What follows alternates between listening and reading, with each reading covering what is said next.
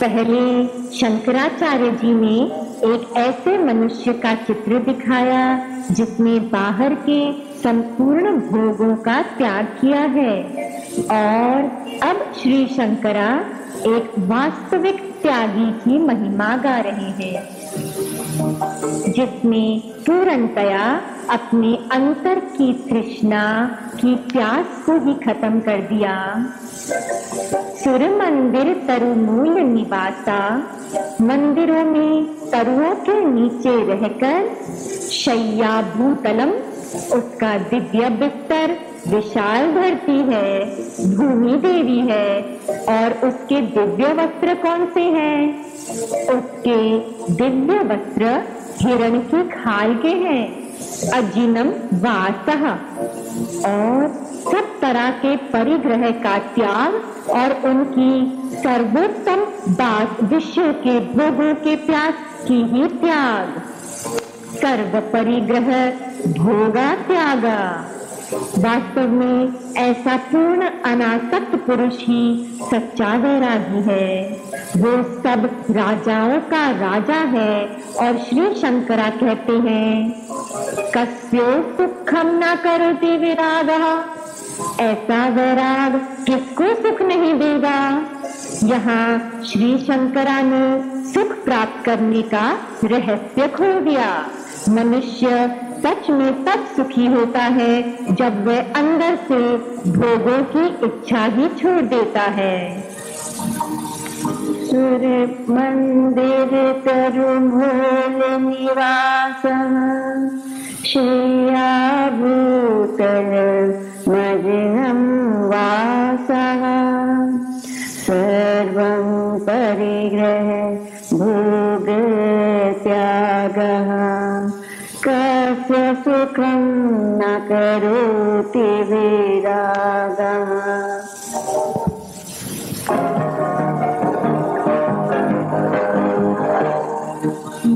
वो कौन है जो सत का अमृत पीता है? वो पुरुष जिसने सत वस्तु का अनुभव किया है। वो कौन है? वो कैसे जीता है? जगत गुरु श्री आदि शंकरा उस पूर्ण पुरुष के बारे में कहते हैं।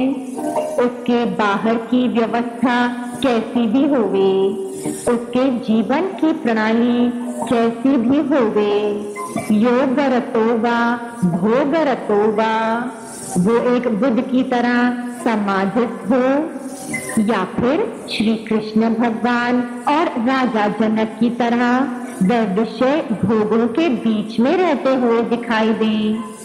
संगरतो वा संग विहीना, वो एक विवेकानंद के जैसे बहुत बड़ी भीड़ के बीच में हो या फिर सुखदेव की तरह एकांत में हो।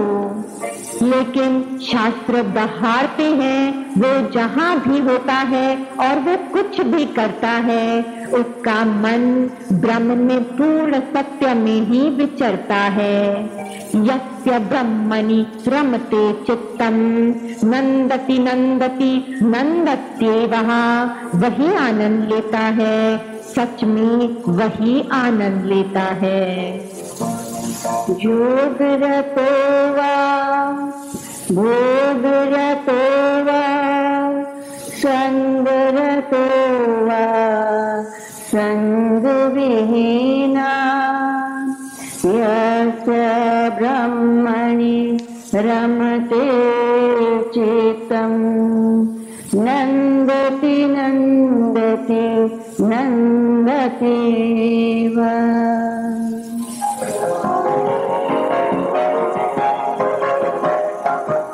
धरती का एक नियम है, पैदा हुए के लिए मृत्यु आवश्यक है। लेकिन क्या कोई इस नियम से बच भी सकता है, जन्म मृत्यु से? जवाब है हाँ, बच सकता है। श्री शंकरा कहते हैं भगवद गीता किंचित धीता, जिसने भगवद गीता का थोड़ा सा भी अध्ययन किया है, गंगा जल व कनिका पीता, जिसने गंगा मैया का थोड़ा सा भी पवित्र जल का पान किया है, सकृदपि येन मुरारी समर्चा, जिसने केवल एक बार भी भगवान श्री मुरारी की भक्ति की है, जो मुरा राक्षस को मारने वाली है, ऐसे व्यक्ति को भगवान यम के साथ तर्क वितर्क नहीं करना पड़ेगा। क्रियते तस्य यमनिना चर्चा, जिसने थोड़ा भी गीता का अध्ययन किया, और यहाँ अध्ययन कहा गया है, केवल पढ़ना नहीं कहा गया, थोड़ा भी उसे समझा है तो निश्चित वो मृत्यु से ऊपर हो जाएगा। गंगा जी भक्ति के प्रवाह के प्रतीक हैं, ये ऋषियों के सांप्रदायिकता के प्रतीक हैं। गंगा जी उस दिव्य ज्ञान के प्रतीक हैं, जिस ज्ञान से सब में एकत्व का अनुभव होता है। उसमें जिसने थोड़ा भी पान किया, यानी उस सत्य का थोड़ा भी अनुभव किया, थोड़ी सी झलकी देखी, वो परिवर्तनशीलता जिसका नाम मृत्यु है, उससे बच जाता है। मेरा राक्षस और कोई नहीं है, हमारा सीमित अहंकार। जब तक पूरा अहंकार हमारे अंतरंग से खत्म नहीं होता, तब तक उस सत्य के किनारे तक पहुंचने की कोई संभावना नहीं है। अहंकार कैसे खत्म होगा? एक बहुत विनम्र भक्ति से और हार्दिक प्रार्थना से। अहंकार उन प्रभु के चरणों में चढ़ाया जा सकता है जो मुरारी हैं, मुरा के नाश करने वाले, अहंकार का नाश करने वाले, जिसका ये हद वाला अहंकार नाश हो गया, उसकी यम भगवान के साथ मुलाकात नहीं होती, क्योंकि उसने उस लोक में प्रवेश कर लिया जो अपरिवर्तनशील और नित्य है। भगवत गीता किंचिदधीता गंगा जल लव कणिका पीता श्रकदपि येन मुरारी समर्चा क्रियते तस्य यमेन चर्चा।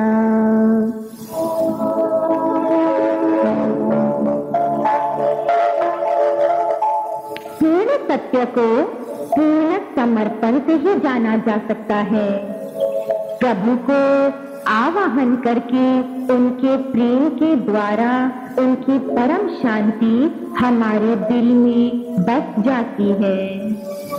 यहाँ एक बहुत सुंदर प्रार्थना का उदाहरण है पिता परमात्मा के प्रति, जिसे पेश किया है परम भक्त श्री शंकरा ने। भक्त यहाँ अपने हृदय के प्यारे प्रभु को पुकार उठता है, असहाय लेकिन पूरी श्रद्धा लिए। पुनरपि जननम, फिर से जन्म, पुनरपि मरणम, फिर से मृत्यु, पुनरपि जननी जठरे शयनम, फिर से माता के गर्भ में पड़े रहना। यह संसारे, ये संसार जन्म मृत्यु का समुद्र बहुत विस्तारे, इसको पार करना बहुत कठिन है। कृपया पारे पाहि मुरारे। हे प्रभु मुरारी, कृपा करके आपकी असीम करुणा के कारण, हे राक्षस मुरा को नाश करने वाले, कृपा करके मुझे पार ले जाइए, मुझे बचा लीजिए, मेरी मदद कीजिए। यही एक हृदय से निकली हुई प्रार्थना है जो भक्त करता है। यही एकमात्र बाहर निकलने का रास्ता है। मैं तो स्वयं अपनी वासनाओं का गुलाम, इतने वर्षों का अविश्वासी, मुझे क्या अधिकार है कि मैं आपको मदद के लिए पुकारूं? मैं किस मुंह से आपसे मिलूं? मेरे पास तो चढ़ाने के लिए भी कुछ नहीं है, केवल मेरे आंसू। मेरे पास कोई गुण या लायकी नहीं है जो मैं आपके आगे पेश कर सकूं, केवल अपनी थकावट है, अपने स्वार्थ से भरे हुए कर्मों की दुर्गंध है, अपनी वासनाओं का पसीना है और अपनी आसक्तियों की रस्सियां। वास्तव में तो मैं बचाया जाऊं ऐसा पात्र ही नहीं हूँ, लेकिन फिर भी प्रभु मैं थक चुका हूँ, जीवन की मार खाए हुए हूँ, पूर्णतया असहाय हो चुका हूँ, पूरा तरह से पश्चाताप किए हुए हूँ। मैं आपकी कृपा के आगे झुक गया हूँ। मैं सुनवाई चाहता हूँ और आपकी मदद की अभिलाषा करता हूँ। क्या आप कृपा के, करुणा के और प्रेम के सागर नहीं हैं? क्या आप राक्षस मुरारी के विनाशक नहीं हैं? क्या आप मेरे पे दया करेंगे और एक बार फिर उस मेरे छाती पर बैठा हुआ पुराना शत्रु मुरा अहम भाव को नाश करेंगे?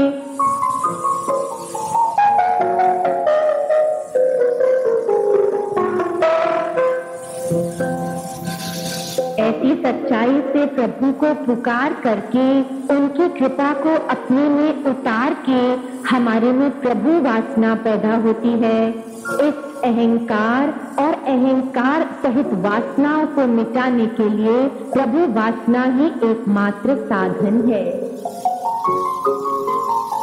एक एक बार ये अहंकार शांत हो जाता है तो मुरलीधर की बांसुरी सुनाई देती है, प्रभु के औरा की नीली रोशनी दिखाई देती है, उनके व्यजंती माला की खुशबू को सूंघा जा सकता है, उनके हाथ में जो मक्खन है उसे चखा जा सकता है, पार ब्रह्म परमात्मा का आलिंगन महसूस किया जा सकता है। पुनरपि जननम पुनरपि मरणम पुनरपि जननी जठरे शयनम इह संसारे बहु दुस्तारे कृपया पारे पाहि मुरारे।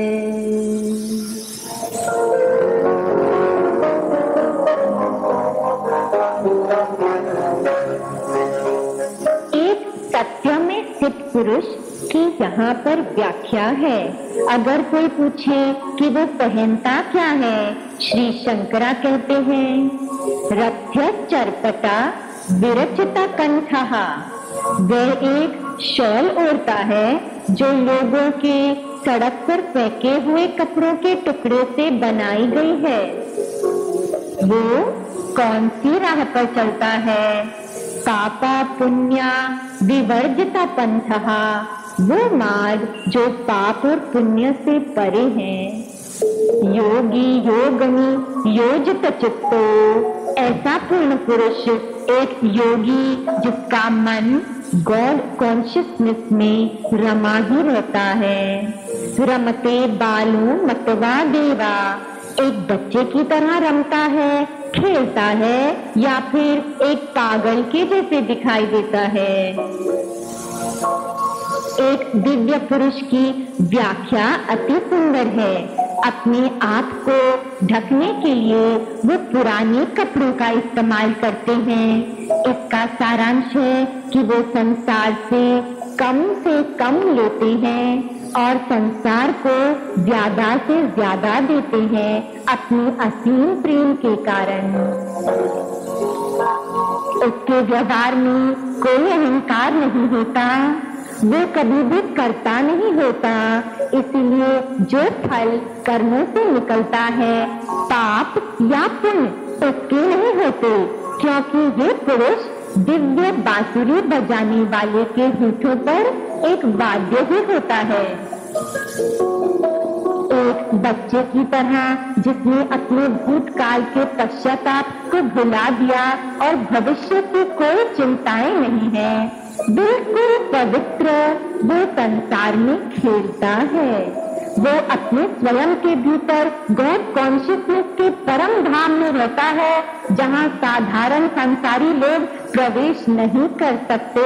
इसलिए संसार की दृष्टि में वो एक पागल पुरुष जैसा होता है, लेकिन वास्तव में वही एक सयाना है, क्योंकि उसने जीवन का सर्वोच्च लक्ष्य को प्राप्त कर लिया है, जो आनंद का सच्चा स्रोत है, अपने भीतर का झरना।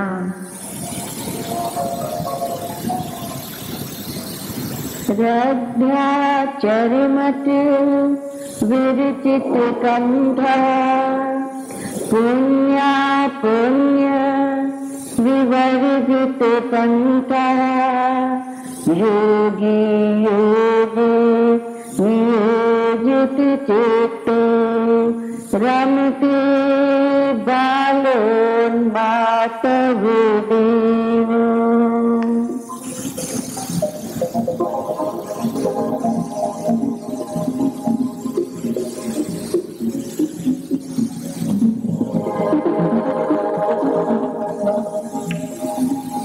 भज गोविंदम भज गोविंदम गोविंदम भज गुरुमते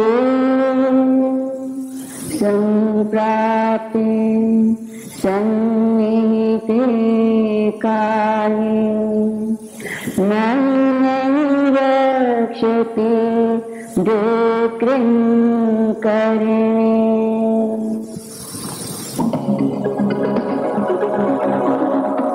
श्री भगवत्ता कहते हैं कि विचार करो जिससे कि तुम ऊपर उठ जाओ, सत बुद्धि का प्रयोग करो।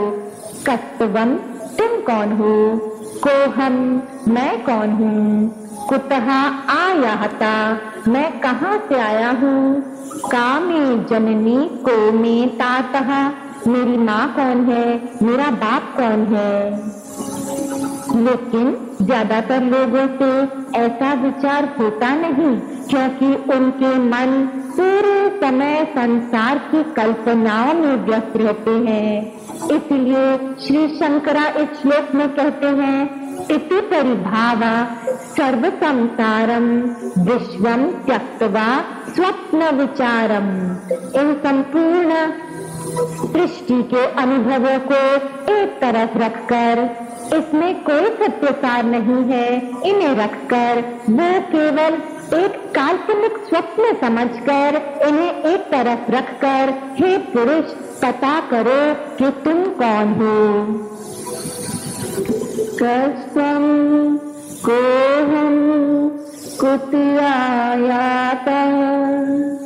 कामे जननी को मे तातः इति परिभावय सर्वमसारं विश्वं त्यक्त्वा स्वप्नविचारम्।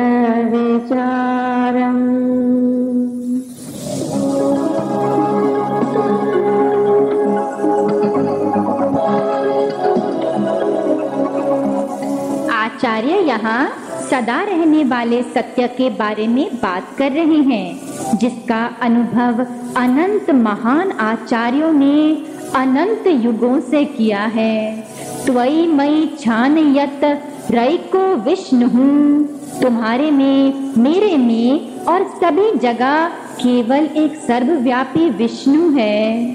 बार बार इस सत्य को सुनकर साधक, जिसकी बुद्धि को विभिन्नता पसंद है, उसके चेहरे पर एक बेचैनी दिखाई देती है। इस बेचैनी को देख करके श्री शंकरा कहते हैं, व्यर्थम कुप्यसी मय्या शिष्णु, अधीरज होकर तुम व्यर्थ मेरे से नाराज हो रहे हो। विद्यार्थी ने बार बार सुना है कि भगवान तुम्हारे में, मेरे में और सब जगह है, परंतु क्योंकि वो इसका अनुभव नहीं कर पा रहा, वो अधीरज हो रहा है। लेकिन ये तो एक परम सत्य है। आचार्य कहते हैं, अगर तुम इस सत्य को अपने स्वयं का प्रत्यक्ष अनुभव बनाना चाहते हो तो फिर भाव समचित्ता सर्वत्र त्वम, सब समय हर परिस्थिति में समबुद्धि हो जाओ। अपने मन को सदा शांत और संतुलन में रखना। वंचश्चिराद यदि विश्वत्वन, अगर तुम जल्द ही विष्णु पद को प्राप्त करना चाहते हो, जो बेअंत का धाम है, तो समबुद्धि हो जाओ। विष्णु का वास्तविक अर्थ है वो जिनका एक कदम बहुत लंबा होता है, यानी कि सर्वव्यापक सत्ता। त्वयि मयि चान्यत्रेको विष्णु, व्यर्थं कोप्यसि मय्यसहिष्णु, भव समचित्तः सर्वत्र त्वं, वाञ्छसि चिराद यदि विष्णु त्वम्। हमारा बहुत सारा उपयोगी समय दोस्त बनाने में, दोस्तियां तोड़ने में, दुश्मनों को फिर दोस्त बनाने में चला जाता है। कईयों को हम अपने रिश्तेदार मानते हैं, कुछ को अपने दोस्त कहते हैं और कुछ को दुश्मन जानते हैं। ये सारे ही भेदभाव हमारे अज्ञान के कारण है। एक ही तो आत्मा है जो वस्तु और व्यक्तियों में प्रकट हो रही है। कोई भेद कहाँ से आ सकता है? दयालु आचार्य बड़े प्रेम से समझाते हैं, शत्रौ मित्रे पुत्रे बंधौ मां कुरु यत्नम विग्रह संधौ। अपने दुश्मन, दोस्तों, पुत्र या संबंधियों से मित्रता करने में या फिर लड़ने में अपनी शक्ति को बेकार ना गवाओ। सर्वस्मिन्नपि पश्यात्मानम, उसे आत्मा को सब जगह, सब में देखो और अज्ञान से पैदा हुआ ये भेद को मिटा डालो।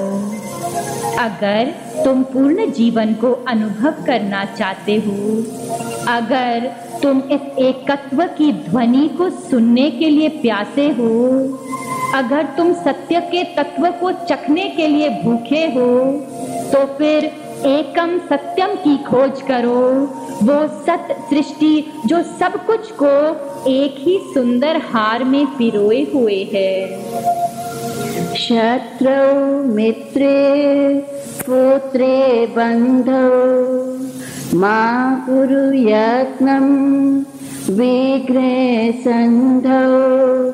सर्वस्मिन्नपि पश्यात्मानं सर्वत्र भेदा ज्ञानम्।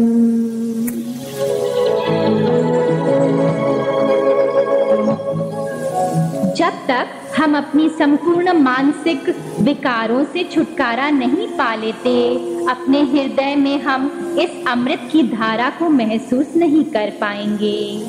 कामम क्रोधम लोभम मोहम, काम क्रोध लोभ और मोह तक्ता, इनको एक तरफ छोड़कर आत्मानं पश्यति सोहम, साधक अपने में देखता है कि वो मैं हूँ। लेकिन वो अज्ञान से ग्रस्त लोग जिन्हें कोई आत्मा का ज्ञान नहीं है, आत्मज्ञान विहीना मूढ़ा, ऐसे लोग नरक में बंधे हुए प्राणियों की तरह पच्यन्ते नरका निगूढ़ा, जैसे कि विशाल समुद्र और छोटी छोटी लहरें वास्तव में केवल जल ही हैं, ऐसे ही अंश जीव और पूर्ण परमात्मा तत्व रूप में एक ही हैं। इसलिए सब साधक अपने मन के विकारों को छोड़कर सत्य का अनुभव करते हैं। ये कोई बाहर का स्थूल अनुभव नहीं है, जैसे कि हम मेज या कुर्सी को देखते हैं।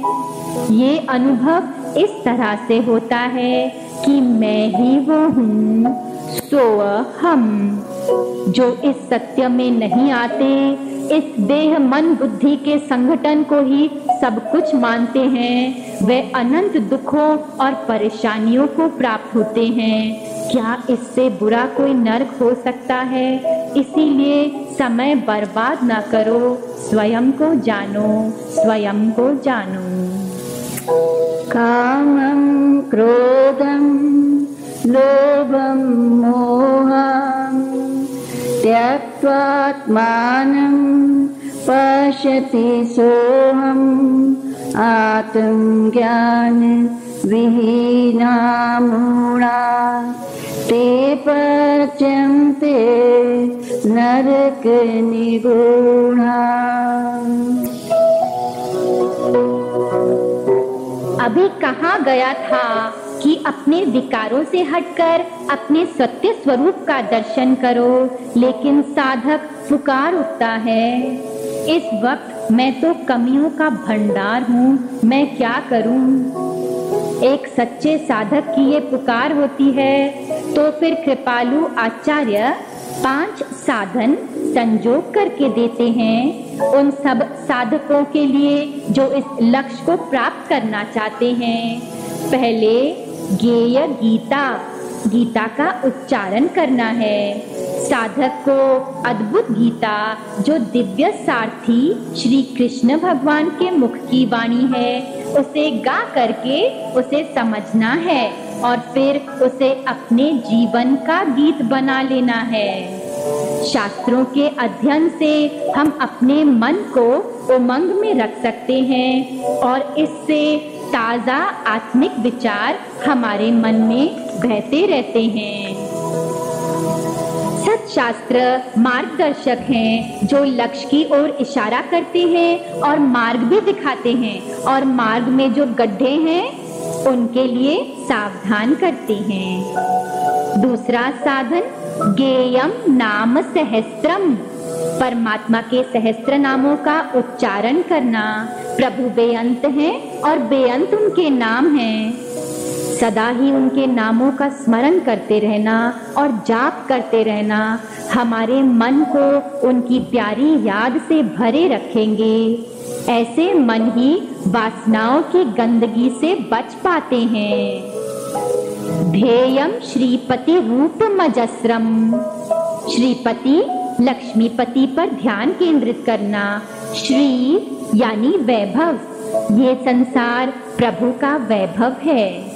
प्रकृति लक्ष्मी है, जो प्रकृति में अपने प्राण डाल के उसे जीवंत करता है वो श्रीपति है, श्री हरि। मन को प्रकृति में से निकालकर और बार बार उस पार ब्रह्म परमात्मा पर ध्यान लगाकर साधक जरूर ही अपने लक्ष्य को प्राप्त करेगा। लेकिन आचार्य ये भी जानते हैं कि कोशिश करने के बाद भी हमारे सारे ही पठन और भक्ति एक ही वासना की बड़ी लहर आने से ही धुल जाते हैं। हृदय को इन तूफानों से सुरक्षित रखने के लिए साधु पुरुषों का संग बहुत ही जरूरी है। इसलिए श्री आचार्य चौथा साधन बताते हैं, नेयम सज्जम संगे चित्तम, मन को सत्संग में लेके जाना होगा। सत्पुरुषों के संग के द्वारा ही शास्त्रों का ज्ञान हमारे अंदर स्पष्ट हो सकता है और हमारे हृदय की भक्ति गहराई पकड़ सकती है।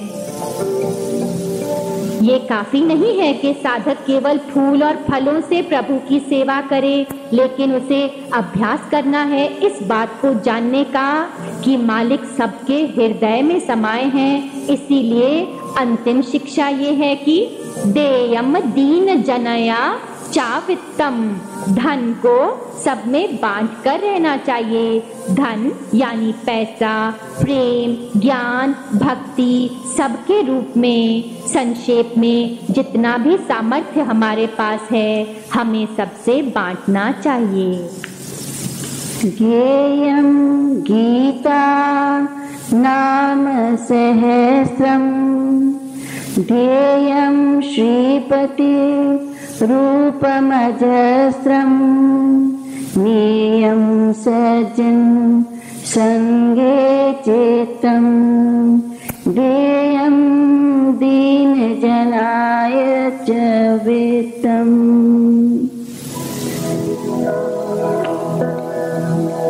पिछले श्लोक के साथ चतुर्दिशा मंजरिका स्तोत्रम समाप्त हुआ। परम्परात्मन एक एक श्लोक में उन 14 शिष्यों ने गुरु को अपना निश्चय सुनाया, लेकिन क्योंकि शिष्यों के पास जो भी ज्ञान होता है वो तो गुरु का ज्ञान होता है, तो हम सत्यता से कह सकते हैं कि ये पद वास्तव में श्री भगवत पाद के ही प्रकाश के कण हैं। अब अगले 2 पदों में श्री शंकरा उसका निष्कर्ष बताते हैं जो कुछ भी उन्होंने अब तक बताया है। सुखतः क्रियते रामा भोगा, सुख प्राप्त करने के लिए मनुष्य बाहर के भोगों में अपने को ग्रस्त करता है, लेकिन पश्चादीथंता शरीरे रोगा, वासनाओं के भोगों के कारण सुख के बदले बाद में शरीर के रोग आ जाते हैं। यद्यपि लोके मरणम शरणम, संसार में अंतिम अवस्था अंतिम शरण मृत्यु की है, ऐसा जानने के बाद भी तदपि न मुंचति पापाचरणम, फिर भी मनुष्य अपना पाप आचरण नहीं छोड़ता। इस श्लोक की गहराई में एक दर्द की झलक के साथ भगवान शंकरा मनुष्य से प्रार्थना करते हैं कि तुम पाप आचरण को छोड़ के उच्चतम के लिए प्रयत्न करो। सुखतः क्रियते रामा भोगा, पश्चादन्त शरीरे रोगा यद्यपि लोके मरणं शरणं तदपि न मुञ्चति पापाचरणम्।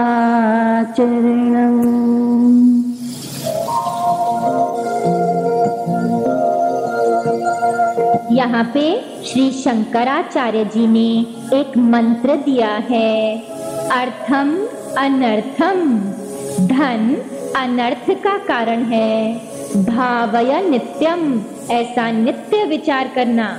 रात दिन मनुष्य संघर्ष करता रहता है धन कमाने के लिए, एक झूठी आशा के साथ कि उसे सुरक्षा और सुख मिलेंगे, और अपने अंदर ही अमर पूर्णता को छोड़ देता है। लेकिन सत्य तो ये है, नास्ति ताता सुख लेशा सत्यम, थोड़ा सा भी सुख लेश मात्र भी नहीं मिलता धन में से। वास्तव में पुत्रदापि धन भाजनम भीता, अमीर आदमी को भी अपने पुत्र से भय होता है। सब जगह धन का ऐसा ही तरीका है।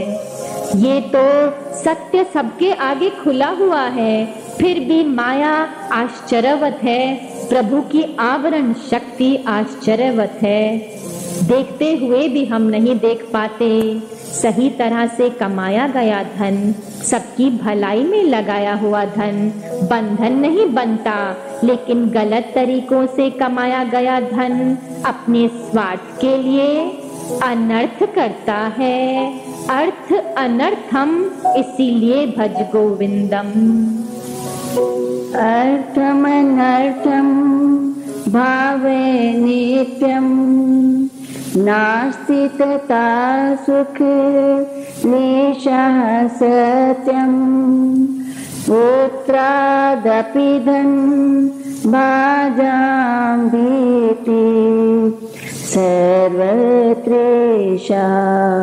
विहिता रीति।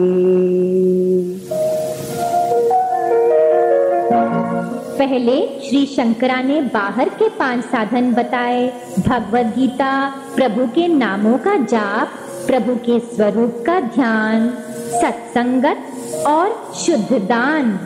साधक इन साधनों से पवित्र हुआ, अब तैयार है उस बड़ी बात के लिए जिसे ध्यान कहते हैं। यहाँ पर श्री आचार्य ने 5 अंदर की साधनाएं बताई हैं। अंतरंग साधन, प्राणायामम प्रत्याहारम, प्राणायाम प्राणों की शुद्धि, प्रत्याहार इंद्रियों को विषयों से वापस लाना।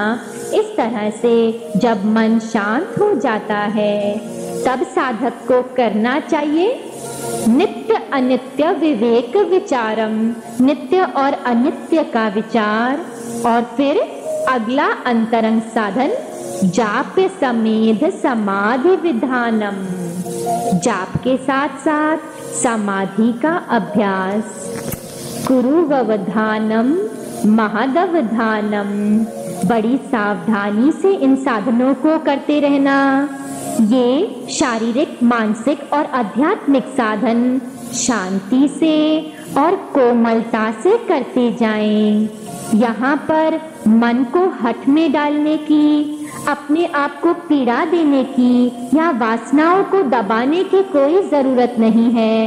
हठ तो केवल अंदर के दबाव, कुरूपता और अशुद्ध व्यवहार को ही प्रकट करेगा। आत्म अनुभूति में कोई जल्दी नहीं की जा सकती। जल्दबाजी तो बाहर की प्रकृति के क्षेत्रों में भी नहीं दिखाई देती। सूर्योदय, चंद्रमा का अस्त होना, कलियों का खिलना, फलों का पकना, बीजों का पनपना, गर्भ में बच्चा, अंडे में चिड़िया, सबको कोई जल्दी नहीं है, पर अपने ही समय पर आपे प्रकट हो जाते हैं। अगर साधक जल्दी करता है कि मैं जल्दी भागकर अपने लक्ष्य तक पहुंच जाऊं, तो इस मार्ग में देरी हो सकती है। ये चेतावनी दी जाती है जब श्री शंकराचार्य जी इतने प्यार से कहते हैं, ध्यान से चलना, बड़े ध्यान से चलना, कुरुववधानम महदवधानम। प्राणायामं प्रत्याहारं नित्यानित्य विवेक विचारं जाप्य समेत समाधि विधानं कुरुवधानं महदवधानम्।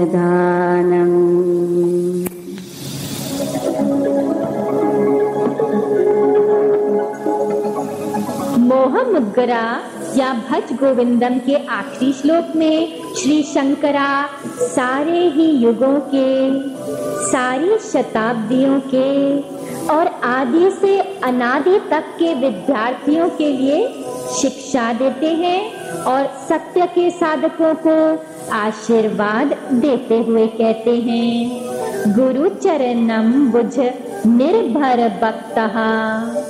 हे सतगुरु के कमल चरणों के उपासक, भगवान करे तुम जल्द ही संसार के भव सागर से पार हो जाओ। संसारादा चिराद भव मुक्ता। इंद्रियों और मन को संयमित करने से सेंद्रिय मन संयम आदेवम, तुम उस अपने हृदय में स्थित परमात्मा का अनुभव कर लोगे। द्रक्षसी निज हृदय स्थम देवम। सतगुरु के प्रति अत्यधिक भक्ति ही सबसे बड़ा अंतरंग साधन है। अंतर की तार को जोड़ने वाला ये एक कैवल्य साधन है आत्म विद्या की प्राप्ति का, जो हमें मुक्ति तक ले जाता है। उसे जिसे गुरु के कमल चरणों के प्रति अडोल और निश्चित अनंत श्रद्धा है, कमल चरण उस सत्य का प्रतीक है जिस पर गुरु दृढ़ता से खड़ा हुआ है। वो भक्त जरूर ही उस अमृत पद को प्राप्त कर लेगा।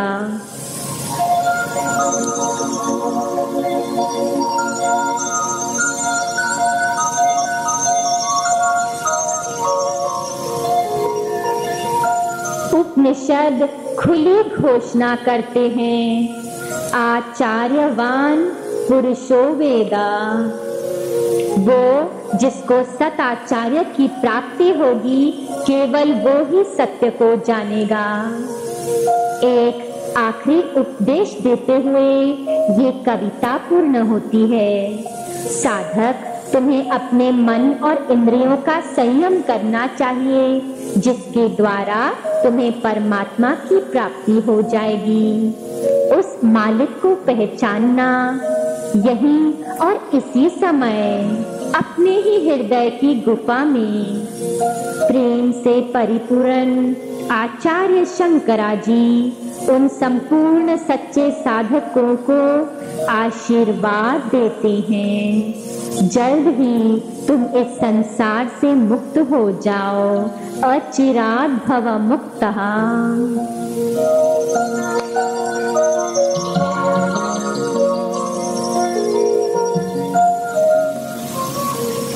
गुरु चरणाम्बुज निर्भर भक्ता, संसाराद चिराद भव मुक्ता। सेन्द्रिय मान संयमादेवं द्रक्ष्यसि निज हृदयस्थं देवम्।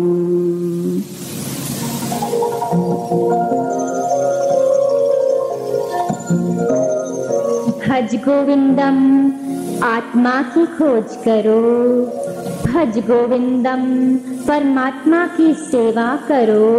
गोविंदम भज मूढ़मते, हे मूढ़मति वाले, अपने आप को उस परमात्मा के साथ एक जानो।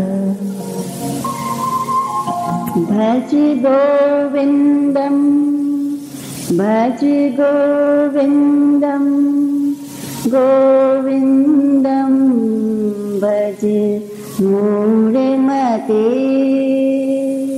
संप्राप्ते सन्निहिते काले नहि नहि रक्षति डुक्रिन्करणे।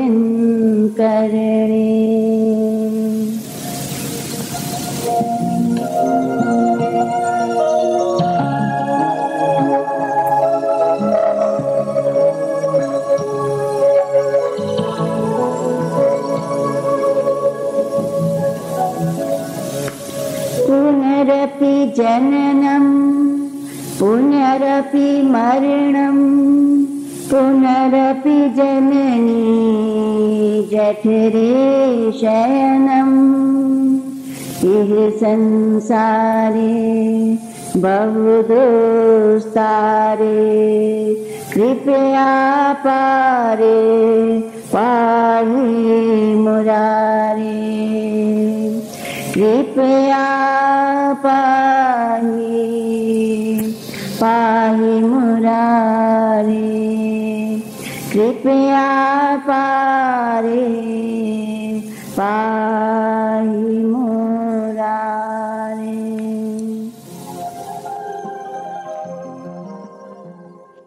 भज गोविन्दं भज गोविन्दं गोविन्दं भज मूढ़मते संप्राप्ते सन्निहिते काले नहि नहि रक्षति डुक्रिन्करणे। मूढ़ जहि धनागम तृष्णां कुरु सद्बुद्धिं मनसि वितृष्णां यल्लभसे निज कर्मोपातं वित्तं तेन विनोदय चित्तम्। नारीस्तनभरनाभिदेशं दृष्ट्वा मागामोहावेशम् एतन्मासवसादिविकारं मनसि विचिन्तय वारं वारम्। नलिनीदलगतजलमतितरलं तद्विज्जीवितम् अतिशयचपलं विद्धि व्याध्यभिमानग्रस्तं लोकं शोकहतं च समस्तम्। यावद्वित्तोपार्जनसक्ता तावत् निजपरिवारो रक्ता पश्चाज्जीवति जर्जर देहे वार्ता कोऽपि न पृच्छति गेहे। यावत् पवनो निवसति देहे तावत् पृच्छै कुशलं गेहे गतवति वायो देहापाये भार्या बिभ्यति तस्मिन् काये। बालस्तावत् क्रीडासक्ता तरुणस्तावत् तरुणीसक्ता वृद्धस्तावत् चिन्तासक्ता परमे ब्रह्मणि कोऽपि न सक्ता। काते कान्ता कस्ते पुत्रा संसारो अयमतीव विचित्रा कस्य त्वं काकुत आयाता तत्त्वं चिन्तय तद् इह भ्राता। सत्सङ्गत्वे निस्सङ्गत्वं निस्सङ्गत्वे निर्मोहत्वं निर्मोहत्वे निश्चलतत्त्वं निश्चलतत्त्वे जीवन्मुक्तिः। वयसि गते कः कामविकारा शुष्के नीरे कः कासारा क्षीणे वित्ते कः परिवारा ज्ञाते तत्त्वे कः संसारा।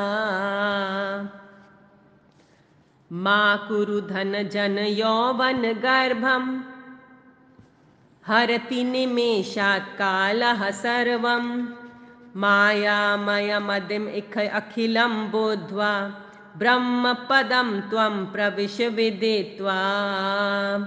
दिनयामिन्यो सायं प्रातः शिशिरवसन्तौ पुनरायाता कालः क्रीडति गच्छति आयु तदपि न मुञ्चति आशावायु।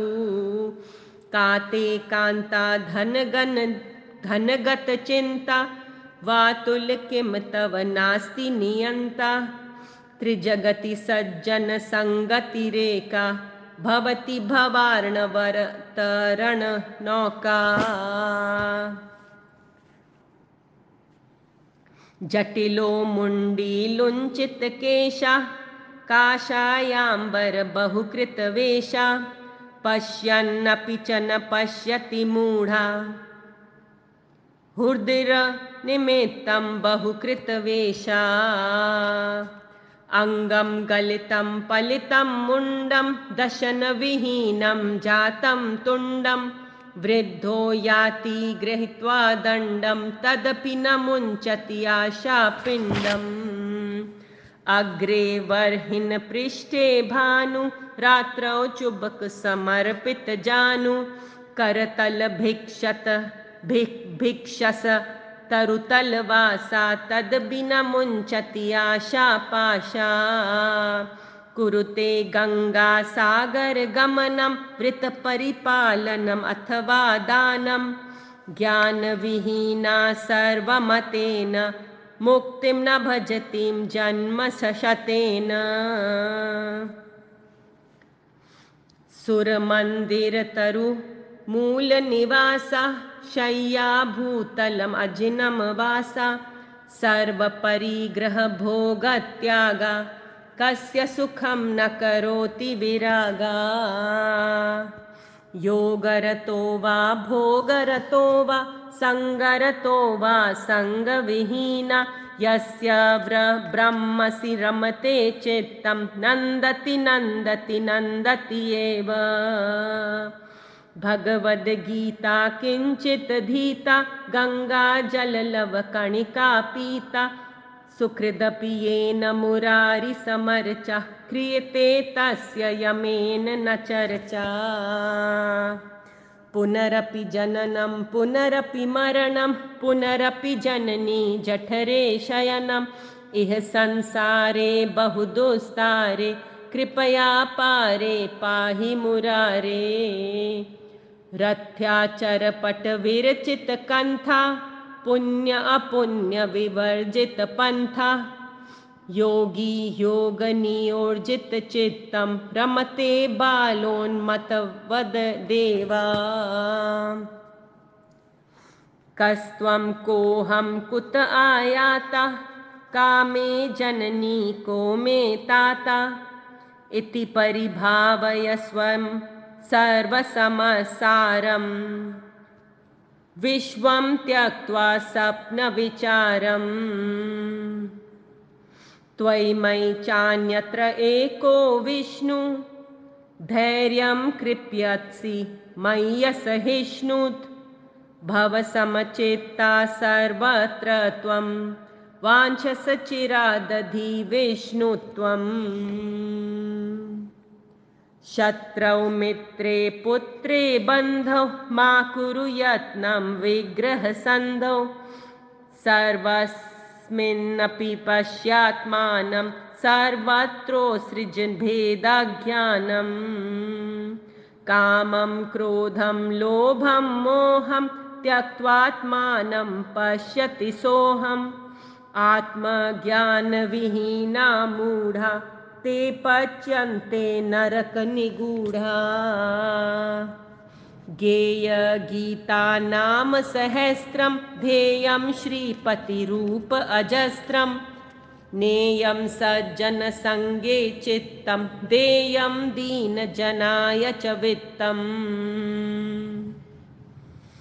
सुखता क्रियते रामा भोगा पश्चाद्हन्त शरीरे रोगा यद्यपि लोकं मरणं शरणं तदपि न मुञ्चति पापाचरणम् अर्थमनर्थं भावय नित्यं नास्ति तथा सुखलेशः सत्यं पुत्रादपि धनभज्जा भीति सर्वत्रेषा विहता रीति प्राणायामं प्रत्याहारं नित्य अनित्य विवेक विचारं जाप्य समेत समाधि विधानं कुरु ववधानं महदवधानम्